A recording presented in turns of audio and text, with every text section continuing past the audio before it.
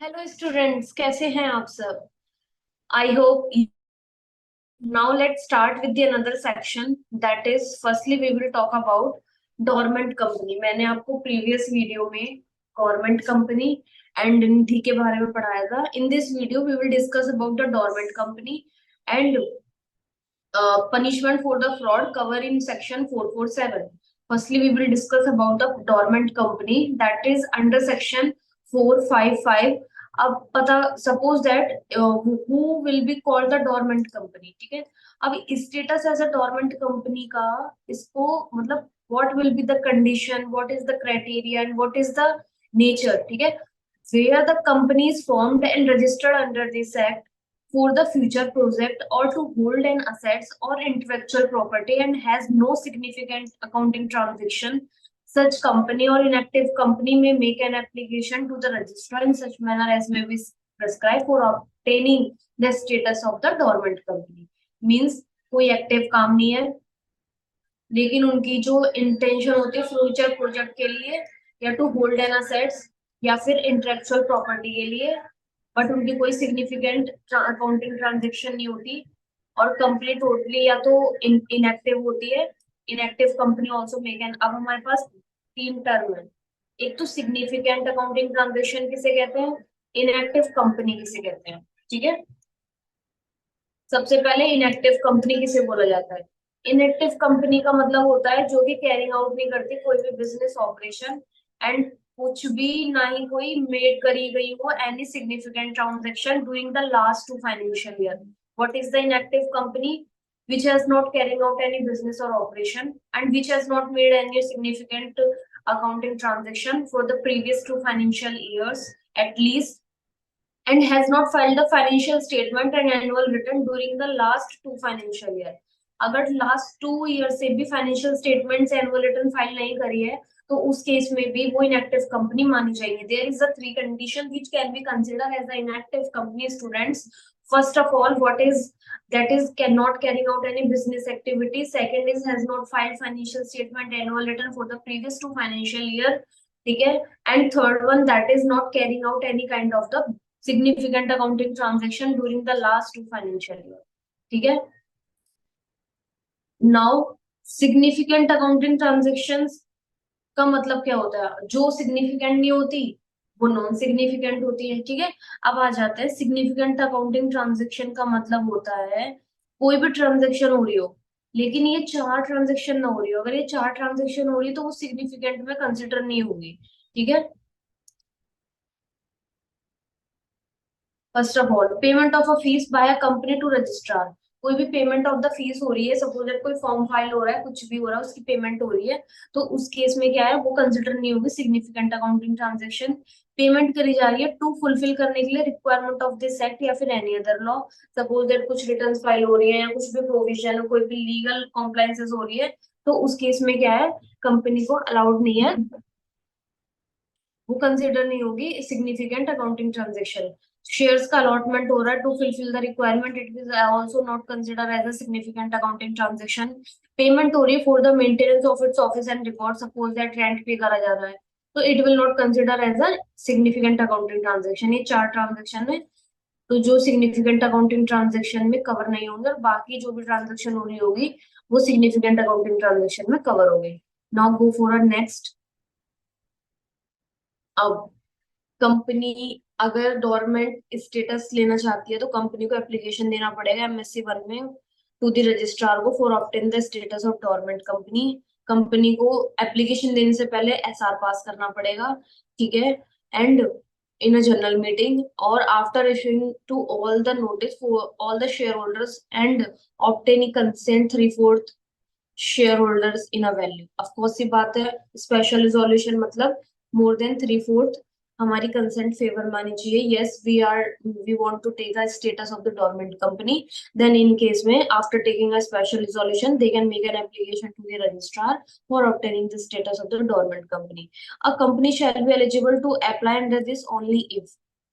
अब ये सेक्शन सिर्फ तभी अप्लाई मतलब तभी एप्लीकेशन दे सकते हैं अगर कोई इंस्पेक्शन ना चल रहा हो, ना ही कोई इंक्वायरी ना इन्वेस्टिगेशन। सपोज दैट कंपनी के ऊपर इंक्वायरी बैठी हुई है, अब कंपनी क्या है अपने आप को बचाने के लिए स्टेटस ले लेगी डोरमेंट कंपनी का और एप्लीकेशन दे देगी, एसआरबी चलो पास हो गया, ठीक है, तो इस केस में अलाउड नहीं है, तो ये प्रॉपर्ली इनवैलिड है, ठीक है। नो प्रोसिक्यूशन, कोई केस नहीं चल रहा हो, कंपनी ने कोई पब्लिक से डिपॉजिट ना ले रखा हो, ना ही उसपे कोई इंटरेस्ट में डिफॉल्ट करा हो, ठीक है, और कंपनी का कोई आउटस्टैंडिंग लोन नहीं होना चाहिए, डजंट मैटर इट्स सिक्योर और unsecure. However if there is a outstanding, अगर मान लो अनसिक्योर्ड आउटस्टैंडिंग लोन है तो कंपनी अप्लाई कर सकती है, but after obtaining the enclosure and also obtaining the consent from that particular person. Yes, we are obtaining the status of the dormant company and give your consent and then we can make an application, ठीक है। There is कोई dispute नहीं होना चाहिए management में, ownership of company में, certificate in this regard वो disclose करने पड़ेंगे। कंपनी जो है कोई आउटस्टैंडिंग स्टैट्यूटरी कोई भी टैक्स वगैरह ड्यूज नहीं होने चाहिए जो कि पेबल होने होंगे सेंट्रल गवर्नमेंट या फिर एनी स्टेट गवर्नमेंट या फिर लोकल अथॉरिटी को। कंपनी ने कोई डिफॉल्ट ना करा हो वर्कमैन ड्यूज में, मतलब कि कोई पीएफ ईएसआई ये सब होते हैं वर्कमैन ड्यूज, अगर इनमें कुछ डिफॉल्ट करा है तो they are not eligible to make an application to the ROC for obtaining the certificate of the dormant company, ठीक है। Security of the company are not listed within India या फिर आउटसाइड द इंडिया। कंपनी की securities ना तो India में listed हो ना ही outside the India, they can obtain the, क्योंकि वहां पर क्या पब्लिक का पैसा इन्वॉल्व होता है, पब्लिक इंटरेस्ट आ जाता है, तो दे कैन मेक एन एप्लीकेशन। अब सर्टिफिकेट रजिस्ट्रार कंसिडर करेगा एप्लीकेशन को और अलाउड करेगा, उनको इशू करेगा स्टेटस ऑफ डोरमेंट कंपनी, ठीक है। अब register of the dormant company, registrar maintain करेगा register of dormant company as may be prescribed, ठीक है। Consequence of non filing the annual return, in case of the company has not filed, registrar जो shall issue a notice and enter the name of such company as a dormant company, ठीक है। अब इसके बाद आ जाते हैं dormant company शैल file, लेकिन अगर मान लो डोरमेंट कंपनी का स्टेटस मिल गया तो her at the end of the each financial year के 30 दिन के अंदर अंदर एक फॉर्म फाइल करना पड़ेगा डोरमेंट कंपनी को, जो कि ऑडिटेड होना चाहिए बाय द चार्टर्ड अकाउंटेंट के द्वारा। सिर्फ यहाँ पे चार्टर्ड अकाउंटेंट लिखा हुआ है, रिटर्न ऑफ डोरमेंट कंपनी, ये फॉर्म नंबर MSC 3 होता है, ये फाइल करना पड़ेगा, ठीक है। And this is all about the dormant company, director of the dormant company. Dormant company shall have such minimum director, और वो मेंटेन भी करना पड़ेगा, ठीक है। अब इसके बाद आ जाते हैं यही रूल जो मिनिमम क्राइटेरिया फॉलो करना पड़ेगा, रोटेशन ऑफ द डायरेक्टर। तो प्रोविजन जो है हमारा एप्लीकेबल नहीं होते डोरमेंट कंपनी पे, जो कि मैंने बताया भी था, ठीक है। अब आ जाते हैं एप्लीकेशन। अब क्या है, कंपनी एक्टिव कंपनी का स्टेटस लेना चाहती है, इसमें क्या होगा, सिंपल सी बात है, कंपनी एप्लीकेशन देगी आरओसी को MSC 4 फॉर्म में, एंड शेल ऑल्सो, ये रिटर्न फाइल होगी, ठीक है, हर फाइनेंशियल ईयर में, in which obtaining the status. हमारा रजिस्ट्रार जो है strike off the name of if company remain dormant for a period of consecutive 5 years। अगर कंपनी कंटिन्यूसली 5 year से डोरमेंट है तो उस केस में क्या है, कंपनी का नाम कंपनी के रजिस्टर से भी हटाया जा सकता है।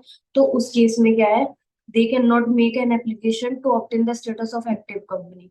रजिस्ट्रार जो कंसिडर करेगा एंड इशू करेगा सर्टिफिकेट MSC 5 में, और उन्हें एक्टिव कंपनी का अगर उन्हें मतलब वैलिड लगा रजिस्ट्रार को, yes we have to issue the certificate, तो they will issue a certificate.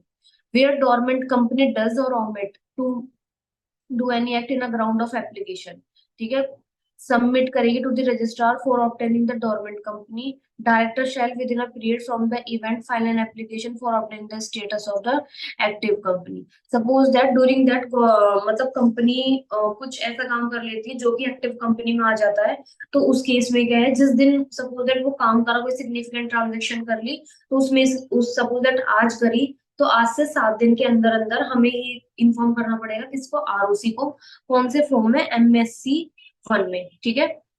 तो उस केस में क्या, they will consider and issue the status of the active company, ठीक। अब रजिस्ट्रार के पास रीजनेबल ग्राउंड है दैट कंपनी का जो नाम रजिस्टर्ड करा गया है जुरिडिक्शन, वो डायरेक्टली इनडायरेक्टली जो है initiate the proceedings under section after giving the reasonable ground.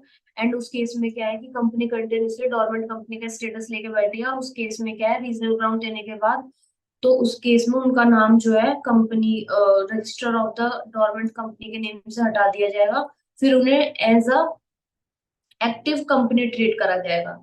और रजिस्ट्रार स्ट्राइक ऑफ कर सकती है name of the dormant company from the register of dormant company who shall fail to comply the requirement of this section. Suppose that return file नहीं करी, return file नहीं करी, उस case में क्या है, उनका नाम वहां से हटाया जा सकता है डोरमेंट कंपनी से, और फिर वो एक्टिव कंपनी कंसिडर होगी, they will not be continue as a dormant company. So this is all about the dormant company. Now that is the one section, that is the 447 I am discussing, that is the punishment for the fraud.